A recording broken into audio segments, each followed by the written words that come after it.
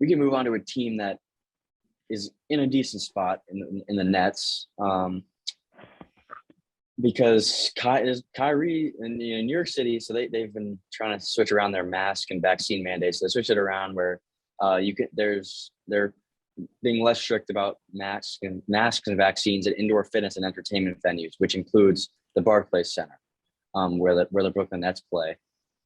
And it's just weird. Yeah, it's weird. I was gonna say, as anti-Nets as I've been the past few episodes, this doesn't really make sense. So he's allowed to be sitting courtside. Yeah, he's literally allowed to be on the bench. He can't be on the court playing. But he can't play? It doesn't make much sense. But what? And I think players from other teams can play when they're unvaccinated. Yep. In the Barclays Center, which just makes no sense. Makes no sense. I am just clueless about it. I get what the mayor is doing with, you can't make an exception for Kyrie Irving, but it's not that you have to make an exception. It's just kind of dumb that he can sit on the bench and he can't play. Like, and then there will be other unvaccinated players that can play. If he can't play, don't let him sit on the bench because it just defeats the whole purpose. Honestly, it'd be safer to let him play because he wouldn't be sitting in the same spot the whole time around those guys. Like, right? Like, I think it's really dumb. I have a feeling that it'll end up being lifted, the whole thing, and he'll be able to play. Yeah. But I mean, this just puts the Nets in a pretty tough spot for their. They looked really good with him the other night against the Bucks. They looked. They beat the Bucks. They're very good. A healthy Bucks squad. Their biggest problem is the best ability is availability, and they don't have that. They don't have that at all. They don't, because it's, as a Nets fan, it's just so frustrating when all of them are on the court. I genuinely think that nobody can beat them. In a 7-game series, I don't know. Scary. I don't think any team could beat them. I really don't. You don't think those Philadelphia 76ers can beat them now? No, I don't think the 76ers could beat a completely healthy Nets squad. I really don't. All right. I guess we'll wait and see about that one. I mean, we'll see on March 10th if Ben Simmons plays, which it doesn't look like he's going to play that game. No, it doesn't. Trading James Harden for that, kind of sad, He'll be healthy for the playoffs. So will James Harden. It doesn't matter. He's already healthy. It doesn't matter. So, but Sixers 2-0. Harden's averaging 30 points a game. Already has a triple-double. Him, Embiid, and Maxey are the new best big three. It's 2 games. Who cares? No. They beat the Knicks. Okay. I don't give a crap that they clapped the Knicks. They're a bottom team. Why? So, I mean, what? The Nets lost by 30 tonight to the Raptors. The Raptors are a top 6 team in the East. Wow, it's so cool that James Harden got a triple-double against the Knicks. Yeah, it did. Especially when none of the big 3 are playing tonight. That is disappointing, but they're very okay. KD is coming back next week. Mm-hmm. Actually, technically this week. Yeah. Or maybe next week. I don't know. But within the foreseeable future, KD will be coming back, and then once the playoffs start, the mandate will probably be lifted. And if it's not, first of all, that would be really disappointing. Second of all, I think the Nets will just end up paying a fine and just let him play in the playoffs. Because what the fine compared to how much they make is minuscule. So I genuinely think that they would end up paying a fine. And although he still might not be able to play he still won't be able to play in Golden State. Which, if that happened, a Golden State that would Nets be the finals. A Golden State Nets finals, I'd be very sad. Because the Warriors would be have the home court advantage for 4 games. Yeah.